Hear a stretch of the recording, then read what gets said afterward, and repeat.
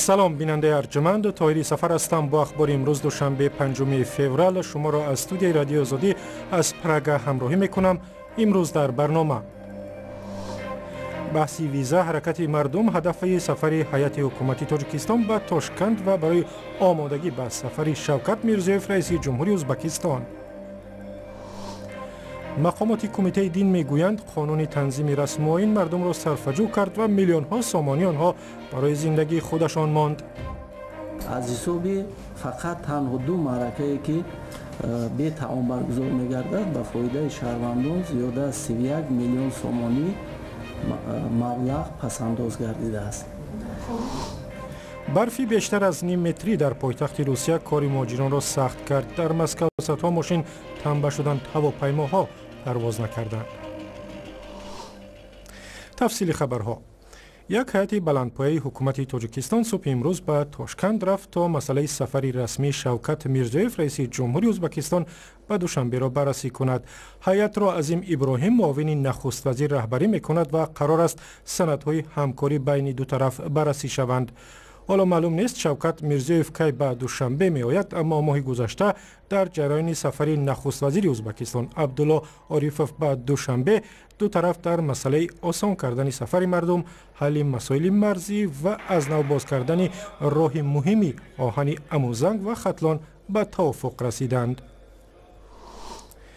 آخر همین هفته روز 9 فوریه در کره جنوبی بازی‌های زمستانه المپی آغاز می‌یابند که در آن بیشتر از 2,500 ورزشکار از 90 کشور با هم رقابت می‌کنند. اما امسال کسی از تاجیکستان به شهر پیونچخان محلی بازی‌ها نمی‌رود چون امتیازی ضروری برای راه یافتن به بازی‌ها به دست نیاوردند. بازی‌های امساله با جنجال محروم کردن ورزشکاران روس از حق شرکت در بازی‌های المپی آلوده شد.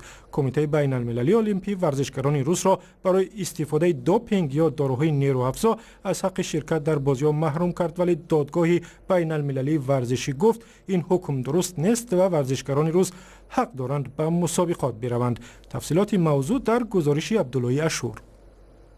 روز 4 فوریه کمیته بین المللی المپی اعلان کرد که 15 ورزشکار علاوگی روس و مربیان آنها را به بازی‌های المپی پیونچخان دعوت نمی‌کند.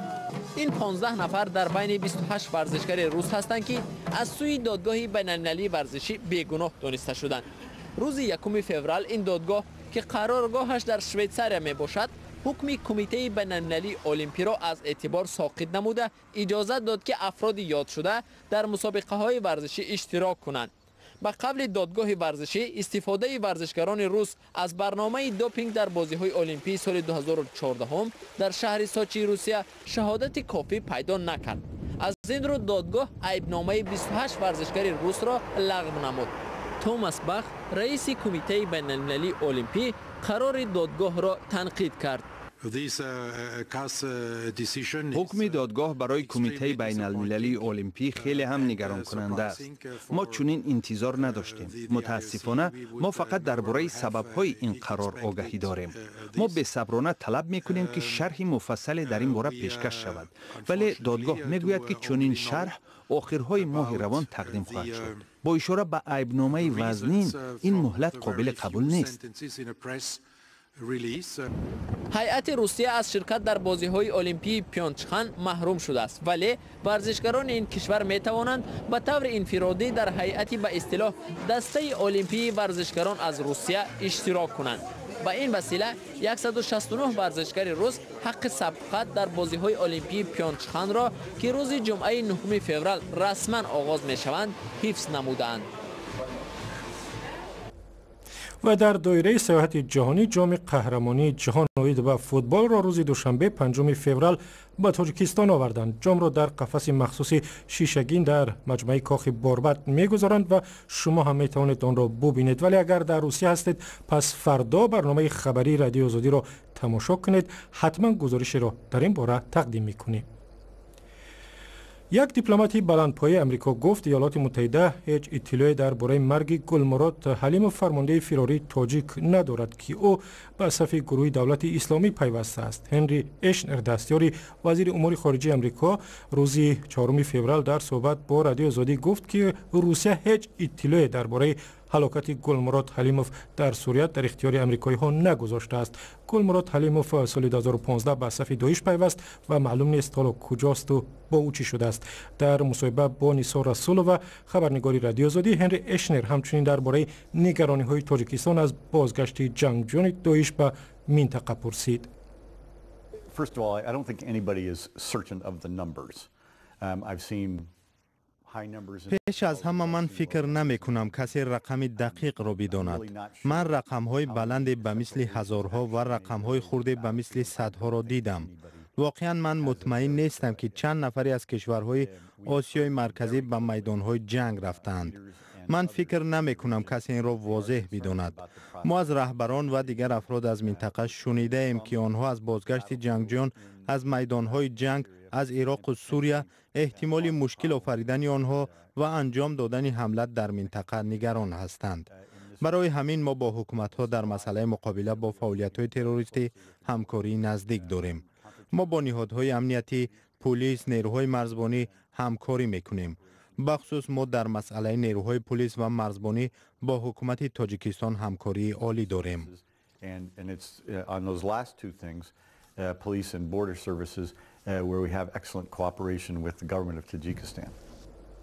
و همکاری ما از دیپلمات آمریکایی همچنین پرسید در صورت تلاش جنگجویان داعش در افغانستان برای ورود به خاک تاجیکستان، نیروهای بین المللی چگونه واکنش خواهند نشان داد؟ First of all, as a matter of fact, we share the assessment actually that پیش از همه در واقع ما ارزیابی هایمان درباره به اصطلاح داعش خراسان در افغانستان را تبادل میکنیم. به اندیشه ما خطری آن حالا نسبتا خرد است. برای ما کاملا واضح است که خطری از این برای افغانستان خطرهای طالبان است. طالبان گروهی است که اکثر حمله ها را انجام میدهد. آنها هستند که به افغانهای دیگر زورآوری زیاد میکنند و آسیب میرسانند. عین زمان ما شاهد حضور گروه خراسانی داعش در چند ناحیه شرقی افغانستان شده ایم. حالا می توانم بگویم که بعضی از آنها اخیراً در ولایت‌های شمال و شرقی افغانستان پیدا شدند. ما از حکومت شما و دیگران واضح شنیدیم که این افراد خطر ایجاد می‌کنند و حکومت تاجیکستان و دیگران البته می‌خواهند با ما همکاری کنند. آنها می‌خواهند ما تلاش‌هایمان را بیشتر کنیم که این خطر زیاد نشود. ما همکاری با حکومت‌ها و حکومت افغانستان را همچنان ادامه می‌دهیم تا ضمانت بدهیم که خطر گروه داعش در خراسان کم شود، کاری که در سال گذشته کرده ایم. من به شما یک واقعیت را میگویم که برای من غم انگیز است. در واقع سال گذشته در افغانستان تعداد سربازان آمریکایی که در جنگ به ضد داعش کشته شدند در مقایسه با آنهایی که در جنگ بر ضد طالبان کشته شدند بیشتر است و این نشان می‌دهد که ما خطر را جدی می‌گیریم.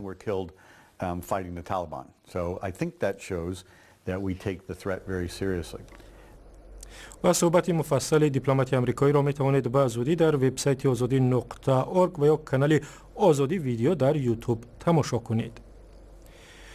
مقامات تاجیکستان میگویند با توصیه آنها مردم دیگر شیوه‌های خیری خود را تغییر دادند و به دیگران ضیافت نمیدهند و پول خیر را برای آبادانی ده یا جای دیگری خرج میکنند. در این باره مقامات کمیته دین روز 5 فوریه در یک نشست خبری در دوشنبه صحبت کردند و برات یوسفی همکار ما هم در این نشست خبری بود. با توصیه مقامات کمیته دین در محل‌ها شیوه عنعنوی مراسم خیر و صدقات ساکنان تغییر یافته است. مقامات کمیته دینی تاجیکستان میگوید صدقات در اکثر موارد از بالای دسترخوان به بیرون گذشته است. با شهروندان توصیه می‌دهیم که برای آباد نمودن محل زیست، برای دستگیری ساحه معارف، مکتب، ساختن مقصد یگان انشاءاتی که برای خواجگی خلق ضرورمند هستند ما توصیه ها رو میتیم. یعنی در اینجا شکلی پیشنهاد نمودن خیر و سخاوت از بالای دسترخوان به شکل دیگر به خاطر آباد کردن کشور وطن روانه شده ایستاده است. مقامات ناظر به اجرای قانون تنظیم کمیته دین است و بر طبق آن میتواند توصیه ها بدهد. 4 ماه پیش با علاوه نمودن تغییر علاوه ها به قانون جزا برای اجرا نکردن طلبات آن تشدید شد. از حسابی فقط تنها 2 معرکه که به تعام برگزار می‌گردد به فایده شهروندان زیاده از 31 میلیون سومانی مبلغ پس‌انداز گردیده است. یعنی که بله در 4 ماهی که تغییر ایلوواها و قانون وارد کرده شده بودند. تغییر ایلوواهای جدید خرج‌های توی ختنه، نامگذاری، گهواره‌بندان، دفن و عزا و عیدهای رمضان و قربان را محدود کرده به جای آنها توصیه می‌دهد شهروندان پول خرج را در حساب بانکی برای آینده فرزندان حفظ کنند، برای بهتر کردن شرایط زندگی نوخانه‌داران صرف کنند و با اشتراک کمیسیه‌های محلی ختنه‌سوری‌های خیریوی گذرانند. بر طبق معلومات کمیته دین در سال گذشته 2017 بیش از 7000 نفر به معرکه‌های دستجمعانه خیریوی فرا گرفته شدند. به قول مقامات با وجود تشدید جزا و پیشنهاد توصیه‌های نو مردم هنوز هم قانون شکنی می‌کنند. در میان آنها منصبداران و امام خطیبان نیز هستند. از قانون شکنی که به قید گرفته شده است خدمتچیان دولتی در این میان 13 نفر را تشکیل می‌کنند. صاحبکاران 30 نفر، کارمندان ساحه تیپ 6 نفر و 1 نفر امام خطیبی مسجد. پرونده افرادی که قانون تنظیم جشن و عنعنه‌ها را پایمال کرده‌اند، دادگاه‌ها بررسی و جریمه مقرر کرده است. قانون تنظیم عنعنه و جشن و مراسم‌ها در تاجیکستان 10 سال قبل تهیه و مورد اجرا قرار گرفته بود. سر می‌زنیم به افغانستان. مقامات افغانستان گفتند 7 نفر را در رابطه با لطوکوبی بیرحمانه زنی بازداشت کردند. ویدیوی لطوکوبی دستجمعی زنی برقپوش هفته گذشته در شبکه‌های اجتماعی پخش شد. سنت الله تیمور سخنگوی والی تخار روز 5 فوریه در صحبت با رادیو افغانستان آزاد گفت همه بازداشت شده‌ها خویشاوندان زنی جبر دیده هستند. او درباره انگیزه‌های حادثه گفت یک جوان به خانه زن داخل شده تقریبا 3 ساعت آنجا مانده است. اعضای خانواده زن خبردار شده دختر را به بیرون میکشند و بیرحمانه لطوکوب میکنند. سخنگوی والی تخار گفت که زن زنده است، در خانه شوهرش در ناحیه چاه آب زندگی میکند. و گفته سنت الله حادثه تقریبا 1.5 ماه پیش اتفاق افتاده است.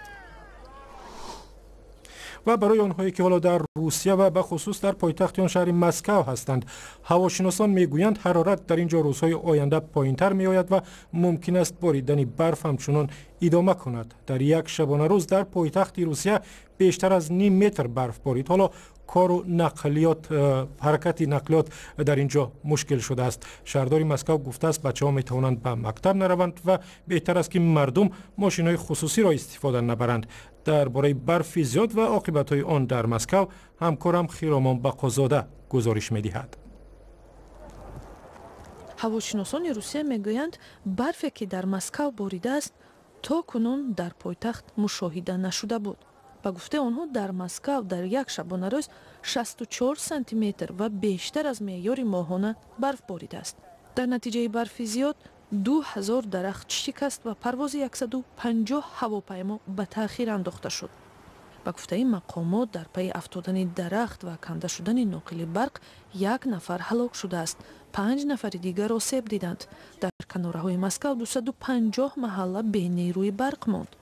برای پاکسازی کوچه ها خدمات کمونالی هزاران نفر را سفربر کرده است، ولی آنها هم نمی توانند سری وقت برف را از راه ها بردارند. ماشین های زیاد در پایتخت روسیه تنبه شدند. با وجود این هم بعضی ها خوشحالند. هوای امروزه افسانوی و عالی است. البته زوری خدمات برای پاکسازی نمی رسد، ولی در عموم طبع ما خوش است. سال نویست زمستانی واقعی روسیه همین گونه باید باشد. اما زمستانی واقعی روسیه کار مهاجران تاجیک را بسیار سخت کرد. یکی از آنها این ویدیو را به ما فرستاد. همه مردمی که برف تازه کردن همشون تاجیکان. نه این راه سهر خطی تراکتورا رو رفتن یا نمیکلون او کم از او خطی میبرن هر گجا میپرتن. با گفته هواشناسان موجی که برفی زیاد را به مسکو آورد امروز از پایتخت بیرون می رود، ولی حرارت هوا باز هم سردتر می شود. و بیننده ارجمند اخباری از این هم بیشتر را می توانید در وبسایت azadi.org پیدا کنید. در فیسبوک ما را با نام رادیو آزادی می یابید. در ادنکلاسنیکی نیز عین گروه را داریم. خدا نگهبان.